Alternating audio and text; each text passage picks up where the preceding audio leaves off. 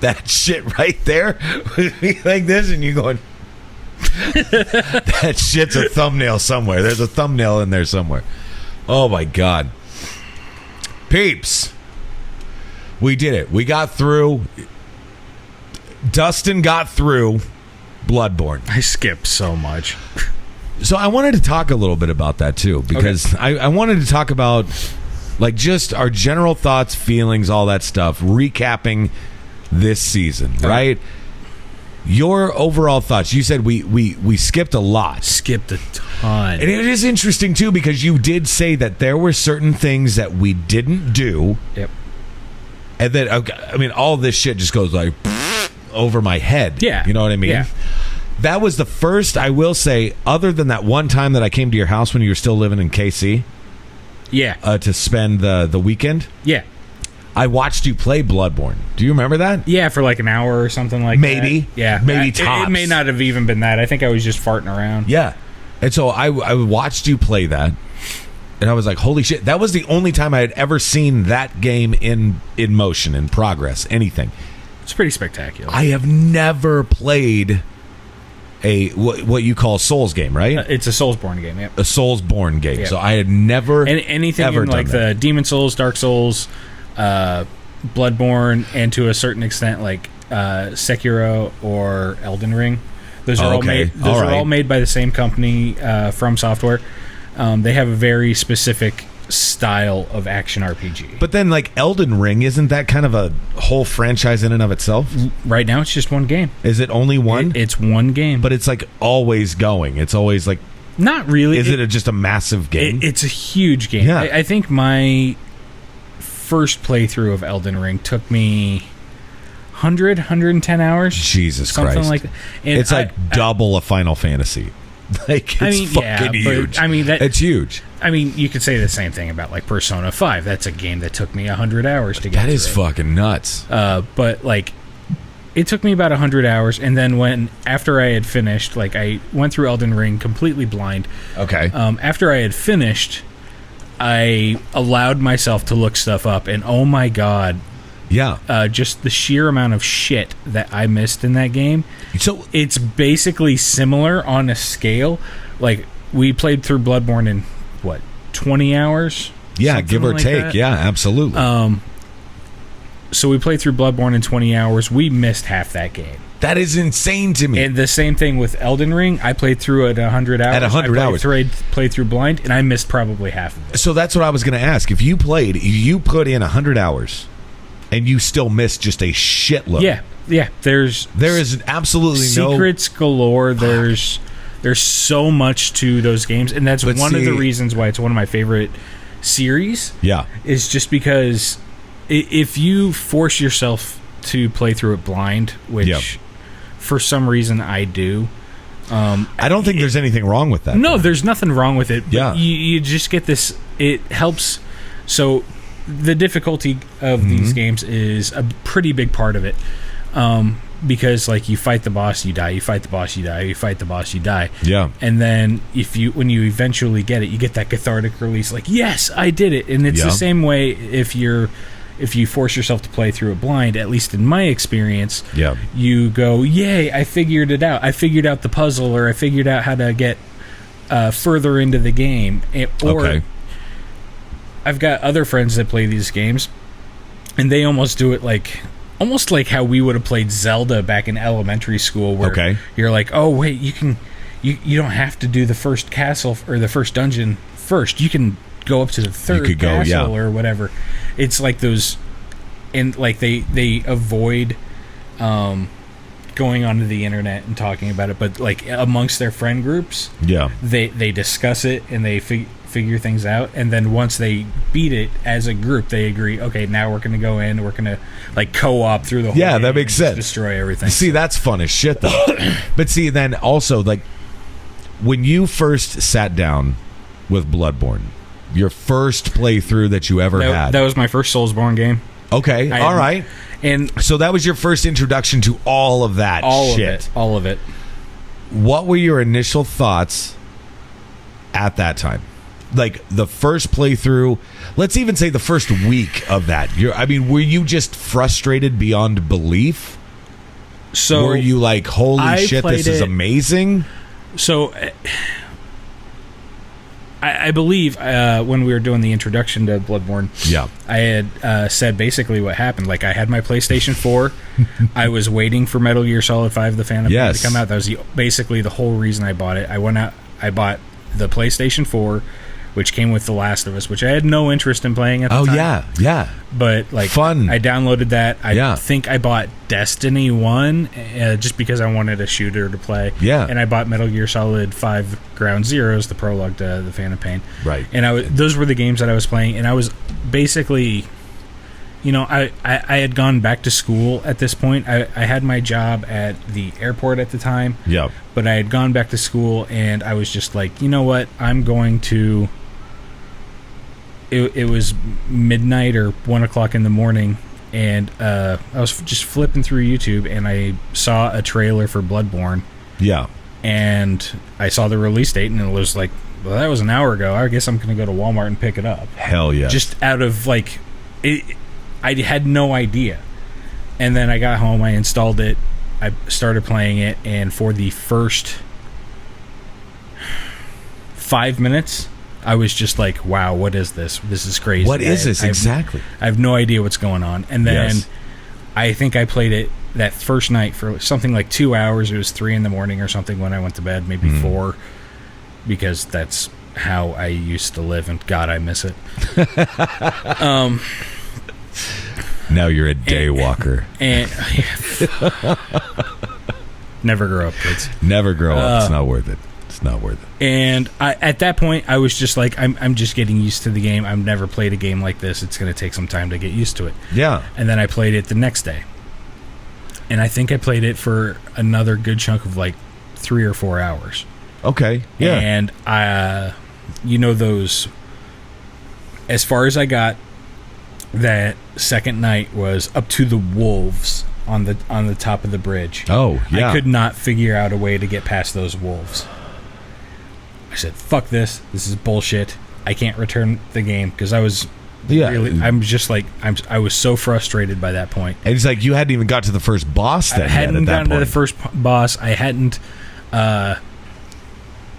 gotten any insight at that point, because I didn't know the hidden paths. Yeah, exactly. And stuff like that to use the madman's knowledge. Right. I was just really, really, really angry at the game, and I took it out. I think I started playing Destiny or something like that, or I was replaying Ground Zeroes for the 43rd time. And that was it. And then like a week later, one of my favorite YouTubers had a review for it. Mm-hmm. And I was just like, okay, let's see what he thinks, because I tended to agree with his perspective on things. Makes sense. And his review enticed me to the point where I'm like, okay, maybe I want to give this another shot. Try it again. And then that's when I found out that it was like somewhat related to the Dark Souls series. I'm like, yeah, I've heard of that, but I don't really know what it is. So I watched a couple of videos on Dark Souls, and I'm like, this is actually really interesting, and it didn't click for me. And then eventually I convinced myself I'm just going to put it back in, and I'm going to force myself to play it, because it was like $60, and I didn't have a lot of money at that point. Like I said, I was working at the airport, not making a whole bunch of money, and going to school. I just put the disc in, and eventually somehow figured out a way to get to the first boss. I somehow one-shot the first boss. I still don't know how. I think I was just throwing Molotov cocktails like crazy. Yeah. And as soon as I killed that first boss, the elation that I felt just completely, because that first boss, my world. The first boss is just in sheer size. The cleric beast is so intimidating, because you're like, holy shit, this is huge. Yeah, because like how do I even start this? Like the sound, the bass of like those crashes are just so intimidating. And then when it jumps over the as it enters the arena, it jumps over a wall onto the bridge, and you hear that like high pitched scream, and it's just like, what the fuck? Yes. But as soon as I beat that first boss, I'm like, oh, I'm beating this game. I am gonna absolutely. So I went through, I beat the game, and then like maybe 6 months later, a buddy of mine at work was like, hey, I want to play through this game, and he's like, hey, did you know you could co-op on this? I'm like, no. Oh yeah. So with the ringing of the bell and all of that. Yeah, the ringing of the bell. So we figured out the password system, and I literally, like, I had to go through each level so many times because of just how difficult it was that by the time I could get to the boss and kill the boss, I had figured out like where to or how to get through the level without getting touched, and so I was basically just tearing through it. He would come into my world, he would co-op with me on my boss, and then I would go into his world and co-op with him on his boss. Yeah. And we decided, hey, we're going to do the DLC too, and like the DLC is a whole nother matter by itself. And it's impressive to me that it's like, yeah, you have the DLC, but then you also have you're going to have to remind me what this was even called. When you go to the area with the lady where you buy and redeem the hunter's dream. Thank you. The doll, right. Yeah. But then there's the section that you go into that we briefly went into just to kind of farm and level up a couple things. We were in there. You said there was like 30 different levels of this place. You're talking about the Chalice dungeons. Thank you. Yeah, so it's just a series of dungeons and levels basically as you go through. There is something like 30 set levels, like each, but it's different. Each dungeon only has 3 levels. Okay. And you can go through the story Chalice dungeons. Yeah. Which, if the lady at the end, right before Marigo's wet nurse, you saw that lady that was like all white and had blood all over her stomach, and she was crying and stuff like that. She is at the bottom of the Chalice dungeons, and basically, it's like does this. I can't even really remember the fight, but I do remember it being kind of rough. But aside from that, you can also basically generate an infinite amount of dungeons at different difficulties. Like you. And it's not really an infinite amount. There are like set hallways, a set amount of hallways, a set amount of rooms, a set amount of puzzles and stuff like that. Sure. But for all intents and purposes, for one person, the number of dungeons that you can get is infinite. Yeah. And you can go in there and you can get like end game items and stuff like that really early if you know what you're doing. I'm not to that point, but I've seen stuff that's like, okay, sure, why not? Just like crazy, yeah. But among the things that we've missed, like I took you to, I can't even remember the name of the castle. It was, I don't even remember what we were doing, but I decided I was going to show you the castle, and it had those like ghost ladies inside the castle. Canehurst Castle, okay, that's what it was called. So we missed a boss in there called... you mentioned that, I think, during the playthrough. Yeah, the boss's name is Martyr Ligarius, who's one of the harder fights in the base game. But there's a whole section there. Yeah. And there is a portion of the game after you beat Vicar Amelia. Yes. But before you beat... Rom, the spider. Yes.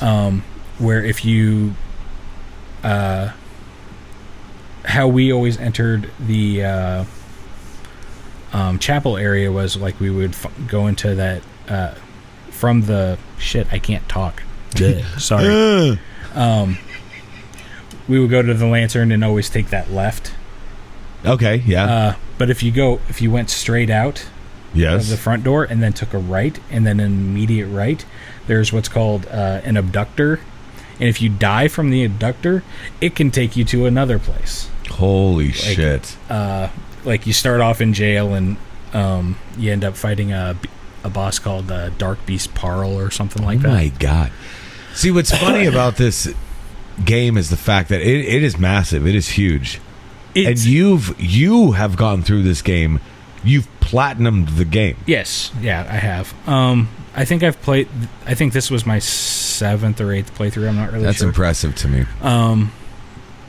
Yeah. But I feel bad because, like, although you beat the first boss all on your own. Like, you didn't even... Took me 2 times. You did.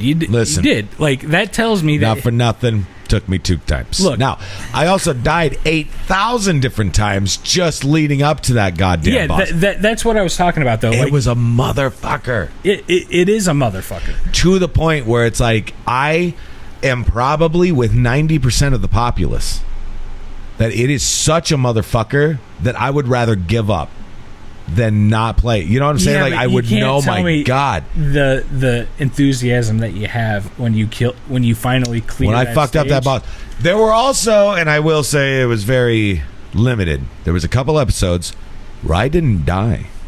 Were there? Yes, maybe there was one episode, but I know maybe I only died once or twice, but still, it was far less dying than it was. Like, it was interesting to me how the game progresses. And as we're going through it, like meeting Harry for the first time, the cocksucker that's right behind all the boxes, right? The first, like, enemy that you're going to encounter. Yeah. He comes out of the boxes and blah, blah, blah. And you're like, oh, shit. He might even hit you a couple times. Well, then the next time he's only going to hit you once. Well, then the next time you're going to hit him. Yeah. And then he's eventually going to die. By the 5th time you die, you're going through and you're like, oh, hey, Harry, slice. Yeah, and you're moving on to the next. Exactly, and then you moved on. And then it's like, then you have the 2 guys at the top of the staircase. Then you have this horde of them in that very narrow alley. Yep. And you kind of got to make your way up and down and around and all that stuff. And there's dudes hiding behind walls and shit like that. It is such a cool game. It is a badass game. It's interesting as hell.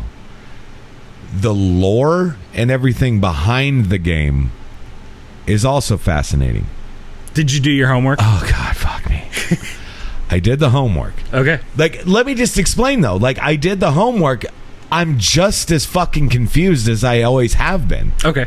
Just with maybe a little bit more information. So, like, go ahead. No, go ahead, please. Okay. So, like, the basic breakdown of the story, like, this is a bullet points.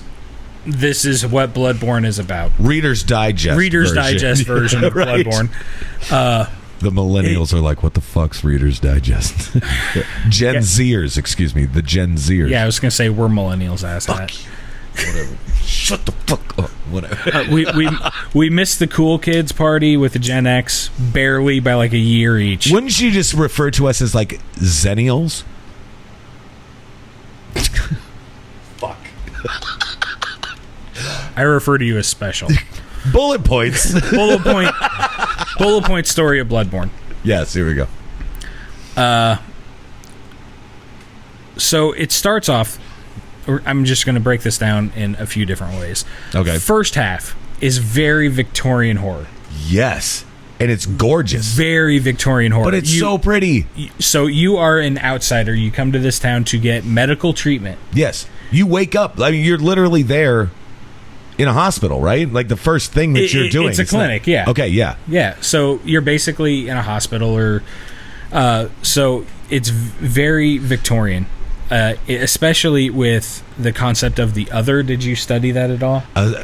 Just a smidge. Just a smidge? I mean, just, yeah. So, like, as an other, you see the local populace in a certain way, and they see you in a certain way. Like, and this is kind of reflected a little bit in, like, when you kill somebody, dude, you'll hear them say, "It's all your fault," or yes, exactly, "Dirty beast," or whatever. This town is cursed. This town is cursed. All whatever. of this shit. Yes. So. There is a little bit of concept to that, and like blood in a Victorian setting, it was not really completely understood, but they knew that blood was dangerous. Yes. And this is one of the reasons why I think Canehurst Castle was possibly the original ending place. Okay. Because, so the first half, it's all about zombies, sort of. Yeah, for lack of a better term, sure. Werewolves, vampires, gargoyles. These are all very Victorian-based, old horror tropes. Yeah. Specifically, like 1850 to 1890. Mm-hmm. And the second half is pure Lovecraft. Fuck yes. Which is sexy. A very much a later concept. Like, the concept of the other in Lovecraft is simply it's referred to in not the most politically correct terms now. Horcraft was a horrible racist for most of his life until later on, but we can debate that. But it's very much otherworldly. It's not so much the other people are dangerous. It's what these I don't know if you'd call them like aliens or interdimensional creatures, or you can go into like multiversal thoughts. And I would say like interdimensional is a perfect term for it, honestly. Yeah. Like, really. So the by the numbers, top to bottom, Bloodborne is sometime before you show up at Yharnam. Yes. The people discover an ancient one. They use its blood to treat diseases and things like that, and that eventually leads into mutations with that. I think it's called mutation of the beast or something in game, but it's like that's what happens when like you have those werewolves. That's what happens when people are losing their minds. That's what happens when they're vampires. It's that they've been exposed to this otherworldly blood, and it becomes that. And then later on, the healing church started the hunters. I'm just going to call it the Hunters Guild or whatever. Sure. To basically hunt down these beasts who were terrorizing the town.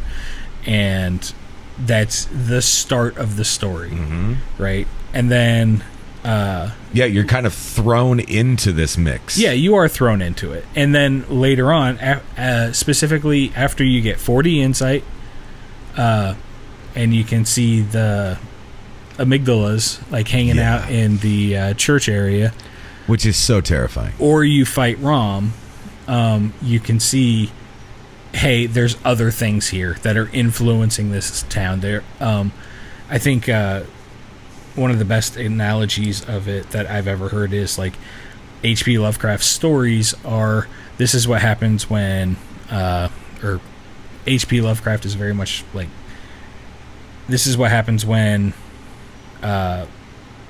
people of lesser intelligence, that's the phrase I'm going with, because I'm not going to go off on a, sure, Lovecraft being racist rant. Right. But he would use like men of lower intelligence or whatever get caught up in these ideas and act without knowing what they are, and therefore summon these horrific beasts into our world, or right, whatever.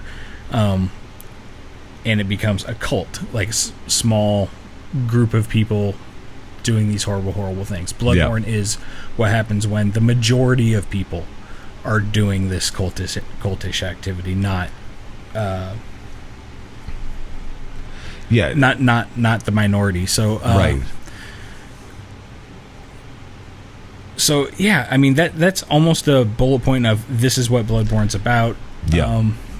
We can go into further details. Like there are different factions of hunters. There are different. I was just gonna say this. So like, it's fascinating to me because you could literally talk for days about. Yeah, my stuttering self could just draw this out to days. Wise ass. No, like what I'm saying is, like a person could talk for days about how intricate this story is. Yeah, and depending on, and this is where it gets kind of sexy, but dependent on you, the player, is kind of depend. Like, how far do you want to go down this rabbit hole? Yeah. How much do you want to uncover? So this is actually super cool, man. Why I think the Soulsborne games specifically are incredibly interesting from a narrative point of view, because there's no exposition.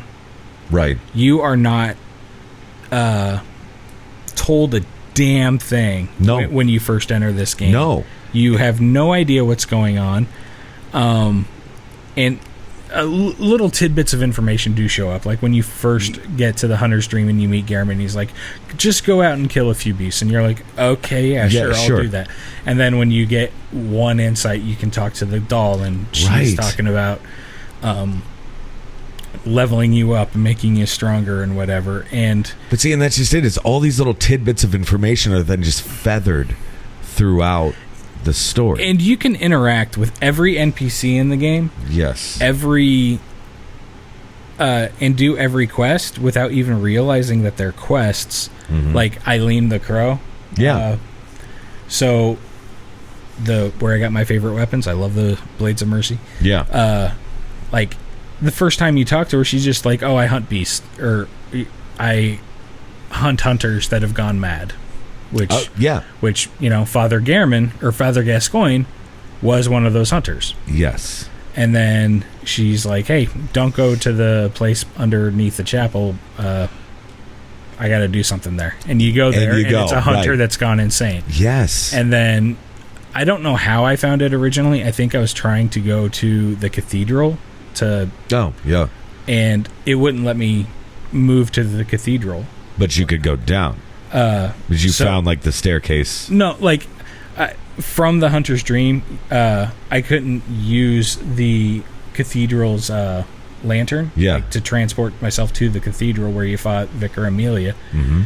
And I was like, okay, what the hell's going on? I went to, like, the introduction area or whatever, and ran up there and saw Eileen was, like, basically dying on the doorstep, or on the steps. On the steps, yes. And, like, you can do that. And we ran into another hunter named Alfred. Yes. His story is basically about Cainhurst Castle, and the leader of Cainhurst Castle she's a vampire, for lack of a better term. Mm-hmm. And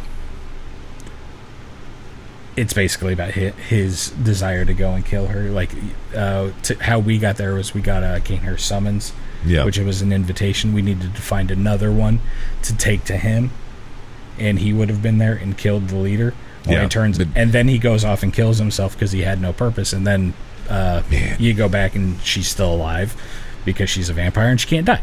Right. But what I like a lot about it is, from a narrative standpoint, those little tidbits aren't really enough for you to form a story. It's kind of up to you as the reader, for lack of a better term, going through these levels so many times, looking at the environmental storytelling, and figuring out what happened. And then you can go through and you can read the item descriptions for a little bit more information. And it's a lot like, in my opinion, real life. Yeah. If you got dropped off in London, you just kind of have to figure out what the London rules are and how to adjust to it. Whereas, like, in so many video games, it's like, you're here to do this. You'll do a little tutorial level, and you'll be like, now you're ready to do this, and this. Go do it so we can save America, or whatever. Right. And instead, you're just like, you're here. Now what are you going to do? Here you are. And now what? And it's a really cool approach.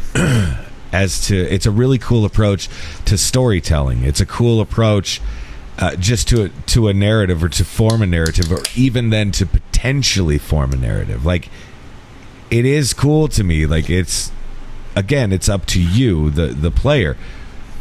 The one thing that I will say was my favorite aspect of this entire game, start to finish, was the sound design. Oh my God.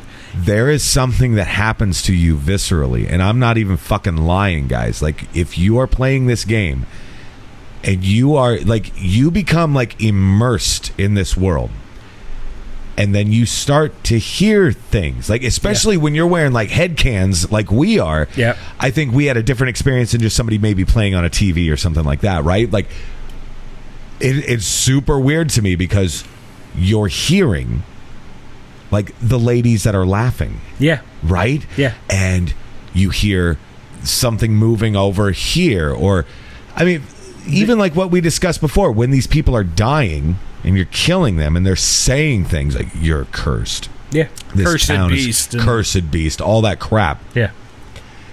It's phenomenal. It's phenomenal. And I think one of the strong points of that is there's not, with the exception of, okay, the Hunter's Dream, boss fights. Yeah. And maybe... Actually, I think that's it. There's no music. There's no ambient music. Right. So the Foley design. It's literally just the environment. Like you're walking through Old Yarnum or whatever, and you hear slight gusts of wind. And exactly. In that wind, just like, walking down the street, you might hear the hint of a dog howling. Or a baby crying. Which is disturbing on so many levels. There is so much happening. The baby was a real baby. Correct. I'm just saying, like, there is so much happening while you're just walking through. And you have no idea what this shit is referencing as you're experiencing it. Or you think you're experiencing it. Yeah, like when we were going through the Nightmare of Mensis. We were up at the very top of... Yeah. What is it, Mario's Loft or whatever, and you're approaching the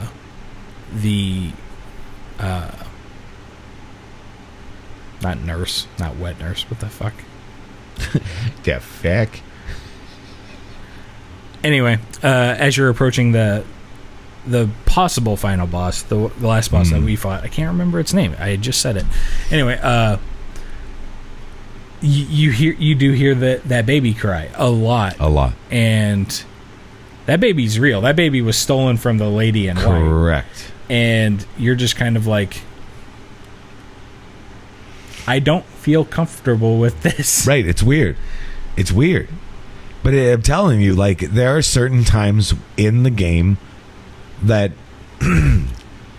it's disturbing. Yeah, it is. Certain levels. It is 100% disturbing. But it goes beyond that. Like the very first area of the game. Yeah. Yosefka's clinic. Okay. There is a certain, like, if you start the game and you go backwards.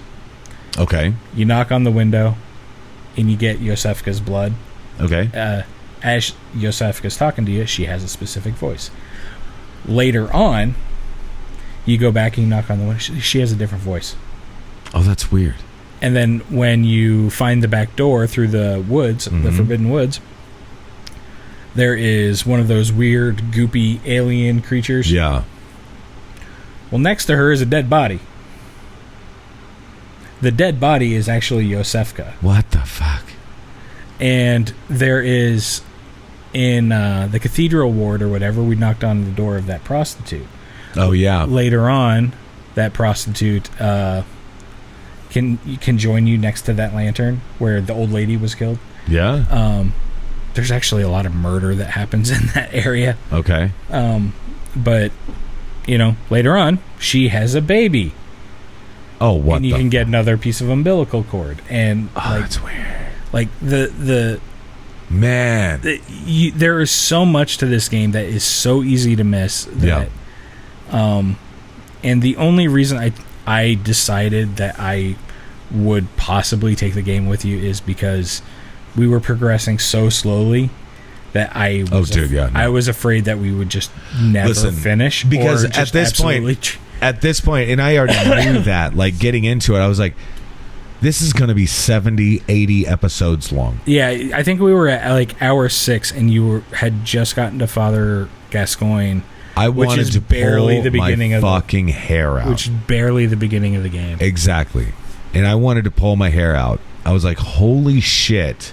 So this is going to be the long... Yeah, so in the interest of time, your time specifically, like we Say, yeah, let Dustin take over the controls. Actually, give somebody who knows what the fuck they're doing. Although there was that one specific episode where I could not kill that boss to save my life. It was the fucking best. God damn, that was annoying. Like, welcome to it, motherfucker. I was like, hey, the very next hour, I'd killed 3 bosses. Yeah, you did. My ass. You did. You killed 3 bosses in an hour, and I was like, son of a bitch, he's back. He's back. Sorry. It's good. I want to know, like, I know for a fact this is one of your favorite games. Yes. Right? Yes, this is in my top 5. What is it? What is it about the game? Like, specifically, if you could narrow it down, what is it? I think it's a combination of the what I like to call the virgin factor. Okay, yeah. Because this had been my first Soulsborne game, and I had never been exposed to it, and now it's like those are some of my favorite games ever. And this was my first experience to it. Like, I'll always look back at it with a lot of affection. That makes sense, I guess, and excitement. So it's a combination of that. I mean, you know, my degree's in literature. Yeah. And I specifically love Gothic literature. And I really love Lovecraft. Yeah. Like, he was a fucking asshole, but man, he was a crazy writer, man. He was crazy. Like, for sure. I just think it's kind of a combination of that. The moment to moment gameplay is exciting to me. Yes. There's something new around every corner. There is. Or down every street, or in every building. It's fucking insane. There's always something new to explore. Yes. And something new. Like I said, I played through this 6 to 8 times. I'm just going to go with that. And I think I've figured something out new for every time. Like, yeah. So here's my other question then. At what point during your first, second gameplay or whatever, at what point did it become one of your favorites? Do you remember the moment, or did it just kind of naturally progress? Because that's a weird thing. Like, we all have like our favorite games and our go-tos that we go back to, right? Mm-hmm. Like, me personally, I could play Final Fantasy 3 for the rest of my fucking life. And you know what I'm saying? Yeah. I could platinum that bullshit all the live long day. I love it. So honestly, I think a lot of it wasn't until after I had finished the game. Right. And been able to sit down and think about it with some clarity and then appreciate it. Right. And appreciate it. But then you start it again. You know what I mean? It's like, that's the fun shit. So it was somewhere between when I started playing the game somewhere between when I finished the game the first time and before I finished my platinum trophy. It might have been in the middle of my platinum trophy run. Yeah. It might have been even before I started playing it with my buddy. Now, the platinum trophy, did that come on the second run through? Your second go through, or was that like the third? That was my third. Okay. So the game, you can cheese it, but to get the platinum trophy, you have to get all 3 endings. Right. Fuck. Which we need to discuss, actually. Yeah, we should go over that. But I didn't want to, because I was like, no, I'm going to do this. I'm going to do it right. I went through and I played it 3 times, got all 3 endings. Yes. There were a few trophies that I struggled with, mostly finding all the weapons. Okay. Because one of the trophies is you have to find all the weapons. Right. And the DLC trophies, oh my god, the Orphan of Cause was... Was it crazy? That was... You're like, That might fucking heavy sigh. That might be the only Soulsborne boss I would never want to touch again. It was such a night. I think I tried that fight something 70, 80 times before Jesus Christ. It was not fun. That's insane to me. It was not fun. Wow. Wow. But as soon as I did, like, you better believe I was up and screaming. Oh, hell yes. Yeah, you can't touch me. I'm unstoppable. All right. So yeah, let's go over the 3 endings. Let's do 3 that. endings. Yeah. There was the one that we got, which, in my opinion, bro, is the best narrative ending. It's it's the least nightmare-inducing ending.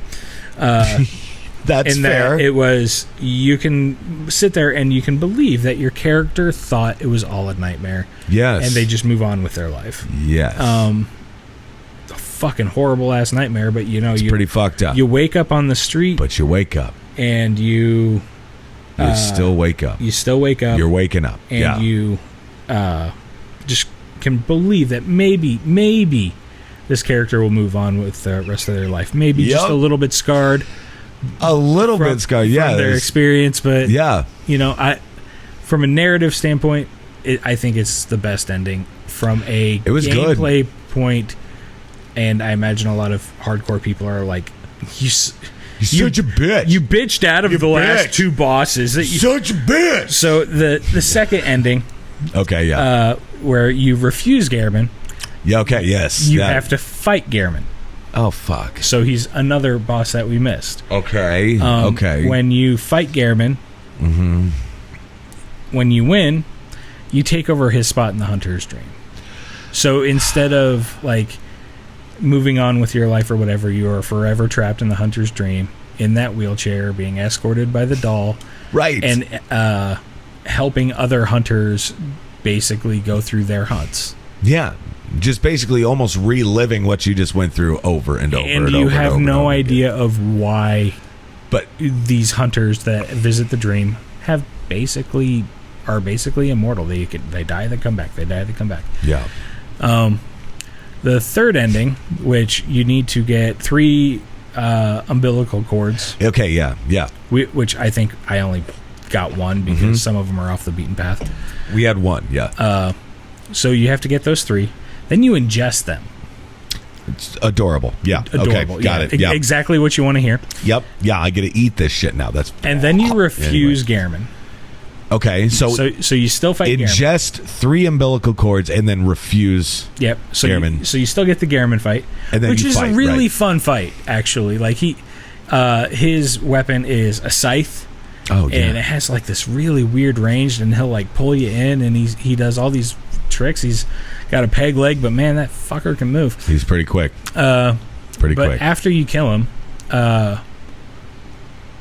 you are introduced to the Moon Presence, which is the source of all of the power of the Hunter's Dream. What the fuck? The Moon Presence is an ancient one. Yeah. That is basically just kind of hanging out by the moon. If you haven't ingested the umbilical cords after you fight Gehrman, you're still introduced to him, but it's like you die, and then you're put into the wheelchair. But if you have ingested the Moon Presence, you are transformed into a new ancient one. What? Yeah. Okay. Yeah. It turns you into a magical squid. Oh, that's hot. Okay. It's really not. It's a magical squid. And to me, that is from a gamer standpoint, you obviously I want the best ending or the hardest ending to achieve, and that is because it comes with 2 additional boss fights. But it's so narratively haunting. Mm-hmm.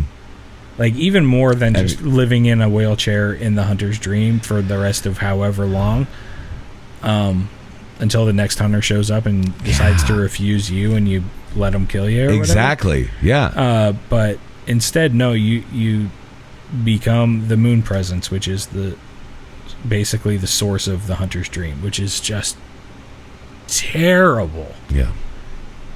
Terrible. Yeah. So yeah, there's that. And then so crazy. So I need to give you a breakdown of the DLC while we're at. Okay, yeah, definitely. So the DLC is called The Old Hunters. Okay. And it starts off where you are in the Hunter's Nightmare, which is like the Hunter's Dream, only instead of being a dream, it's a nightmare. Okay. Which you go through part of Yharnam that's kind of almost like it would be in a dream, like where the geometry just doesn't quite make sense, and things are tucked together that shouldn't be together, and like they're real places in the game, but it's like it's just a little wonky. It's a little off, and the streets are a little crowded, and it's basically hunters forever killing beasts in that area. Wow. You go through that area, and you fight a boss. Is it? I can't remember its name. It's whatever. Doesn't matter. It actually does matter, but for the topic of this conversation, it doesn't matter. Sure. After that, you go into basically, I think it's supposed to be an insane asylum. Oh. Where they did all of the experiments. With the blood? With the blood. Yeah. Holy shit. And it's terrifying. Yeah. Like, because you have these humans with the weird blue penis blobby creature things. Yeah. Their head in a bag, and they're just it's fucked up because it's these scientists are doing these experiments on these patients, and it's transforming them, and it's completely fucked up. And then after you beat a few bosses, you go into the fishing hamlet. And the fishing hamlet's where they found the original old one, where we found, and you eventually run into the body of Kaz. If you remember when we were fighting the guy with the weird helmet, and I was chasing him around for 20 minutes because I couldn't find him. He's a dick. In the middle of that boss fight, he keeps saying ooh, Kaz. Yes. Some say Kazum. Well, we find Kaz, and it's a dead ancient one on a beach. It's the source of the original knowledge. There are a few other ancient ones that you can run into, mostly in the upper cathedral area that we completely skipped. Damn. And it's just this dead jellyfish. It's basically a giant jellyfish or something or at least that's what it looks like. And out of its body, its orphan crawls out. Oh. And it's named the Orphan of Kaz. It's the hardest fight I've ever done, and it beats you to death with its placenta. Damn. It's so fucked up. Damn. But basically, it's just humans discovered this race of actually nice, I guess you could call them nice entities, because not one of them, with the exception of Orphan of Kaz, not one of them, when you enter the boss arena, immediately start attacking you. Huh. They're completely benevolent until you start hitting them. Wow. Okay. That's kind of cool. So it's humans are abusing these ancient ones, and then Orphan of Kaz comes and fucks their world up. Wow. It's really cool. It's just weird. But the more it's, I think that on a certain level it is kind of just similar to human nature. Yeah.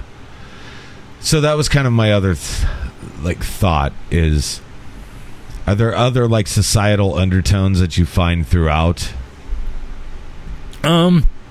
So as I had said, the beginning of the game is very Victorian. Right.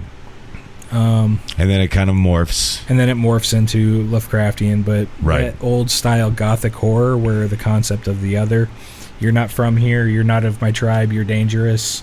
Right. That concept is pretty prevalent. Always and everywhere. Yeah. Still to this day. Yeah, everywhere. But you're right. You folks don't know where you folks is at. Yeah, that exactly. shit. Yeah, it's crazy. And I think it's interesting that they took that aesthetic, and instead of blood being this dangerous thing, they use blood as a cure. Right. And horrible things happen. Yeah. Yeah. It's crazy, though. It's crazy. Yeah, and I think that there's a lot to it conceptually and artistically. Like, the art in that game is beautiful. The sound design, as you've said, is nuts. It's overwhelming. It's absolutely next level. And that's the thing, though, is that the sound design is a character in and of itself. I swear to God. It is crazy. The city is its own character. Yes. But see, and that's what it fascinates me the most, is the fact that the game is it's just massive. And it's on every level, though. It's actually not geographically massive at all. It's just dense. There's so much going on. Like, it's very small surface area, but there are millions of details. Yes. Just put throughout that area. So, ultimately, I'm glad we did this. I'm glad that we had played through this game. I'm glad that I actually got to play through the game. I hope that I didn't rob you of anything that you would have enjoyed more. No. I do have a question. Sure. I did see, because I'm putting together like the kind of the teaser stuff for all of this. Yeah. Bloodborne 2. I kind of hope it never happens. I think it might. It sounds like it's going to. There's art out there. Yeah, there's art out there, but there's also there's art for everything. I mean, that's fair too. It could just be somebody fucking around. My honest opinion about the legacy of Bloodborne is, to me, it was such an impactful game that I don't want it messed with. Don't fuck with it. I love Dark Souls. Don't get me wrong. Dark Souls 1, 2, 3. 2 is my least favorite of them. 1 is my favorite. I love those games, and if they came out with the Dark Souls 4, I'd mostly be fine with it. Sure. I'd rather see From Software continue to do other titles like Elden Ring or even Armored Core. I love the shit out of Armored Core. Or even a Sekiro too. But Bloodborne is such a just impactful title to me. When I was playing through the game, like I said, I was studying, I think at that time I was studying exactly Victorian literature, so it was just almost the perfect game at the perfect time. Yeah. And I just don't, if they come out with a remaster or something, I'll play it. I'll probably platinum it again, but I wouldn't want them to expand on it too much, because to me it's just this perfect bite-sized thing. And if you get more than that, it's just excessive. I completely understand if there are players out there that are just like, I love Bloodborne, I want more of it. Sure. And it's difficult though. There is such a thing as too much of a good thing. Yes, in exactly. my opinion. And it's not that I guess I'm not really worried that it would diminish it in my eyes, but to me, I just feel like it's too good. Because it becomes a series then instead of just a story. Yeah. It's weird when that shit happens. Yeah. No, I get it. Weird things start happening. Yes. Gameplay changes, aesthetic changes. Yeah, everything changes. And then just some of those changes are just incorporated because of the times. Yeah. You know what I mean? Because when did Bloodborne come out? It's been a while. 2016, 2015? Right. Something like that. So it's been a minute. Yeah. So it's a new Bloodborne game now might be a little bit different. It would look and feel probably a lot different. I bet the sound design would kick some serious ass. Again, I'm just saying. I don't doubt that at all. It's crazy to me. Man. I don't doubt that at all.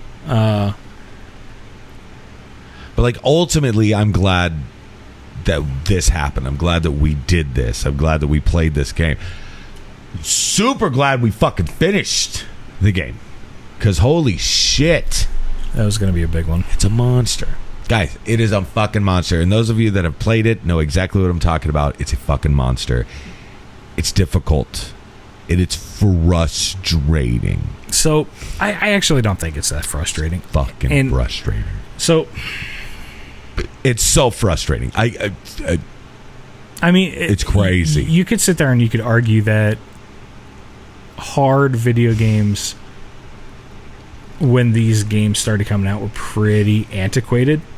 Sure. Like Dark Souls and Bloodborne, they came out at a time where a lot of games were coming out, like Assassin's Creed. Yeah. Where I at the time I liked Assassin's Creed. Sure. I can't play this game anymore. I'm over it.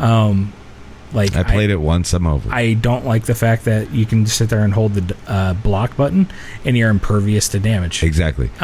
Whereas whereas Bloodborne, it forces you to play the game. Oh yeah, or you're completely fucked. Yeah. Like that's what's interesting about it. And you're absolutely right. There is an interesting thing that has happened with video games. Right? Like in order to appeal to more people, they've made them easier. Insanely easier, in fact. Yeah, like there are certain games, like I think, there was a Nintendo Kirby's Epic Yarn. Okay. It's literally impossible to die. What? Yeah. You can't die? You can't die. What's the point? That's fucked up. To run around collecting pieces of. But I will say this, like I remember specifically, like just dumping hours and hours and hours and hours and hours into, like, Final Fantasy VII is a perfect example, right? The amount of time I spent in that game. Oh my God. Ridiculous. But I will also say this. I got through Final Fantasy VII Remake. I never died a single time. I really didn't struggle with that game literally at all. I think at all. So the part 1 of the remake. That's all I've played. Is part 1. That's all I've. Yeah. I think I got like a couple hours into part 2, and I just kind of started doing other things. But part 1, I don't think I died until I like cranked up the difficulty and started doing like the optional bosses. I'm just saying. Yeah, I mean, it's weird. It's a fun game. Like when I played through Kingdom Hearts 3. Okay, I love Kingdom Hearts. Those are great. They're fun. But we used to get our asses kicked on that game. Yeah, and when I went through Kingdom Hearts 3, I think I was playing on normal just to like play through it. Yeah, and I got to the last boss, and I'm like, I don't think I ever died. Right. That just doesn't. The first one was difficult. The first one was a little archaic, but it was weird, right? Anyway. But yeah, not going to segue into Kingdom Hearts. But still, yeah. Back to the task at hand. I do think that we need to do one more thing, and then we'll call this review over. Okay. What are we doing? All right. Oh, God. So we're going to cut here. Okay. We'll be back in a minute. What are we doing? I want a reaction to you doing basically a reaction video to the Bloodborne Honest trailer. The Honest trailer. We did that. Didn't we? Did we? We already did. I have that. Okay, never mind. Yeah, I have that film. Okay, we've already done it. Never mind. No, we did. We went through 2 different. I didn't remember. Yeah, that was the first thing we did. Right after we finished Resident Evil. I literally just watched the footage today. Okay. It was funny as shit. It's been a few months. Listen, we already did it. Yeah. You know what's funny about this? I was sitting back and I was watching some of the older footage and stuff like that when we were playing Resident Evil, specifically. My hair is now gone. It's just gone. When we were doing the reaction video to Resident Evil, I'm wearing a coat. I'm wearing a coat. Yeah. Because I'm like, it was I think apparently fairly chilly. I think when we were doing our... was it like March? Our pre-game discussion of Resident Evil, I'm pretty sure I was wearing my coat too, because we filmed it across the hall. Yeah, that's right. We did. It was we filmed freezing.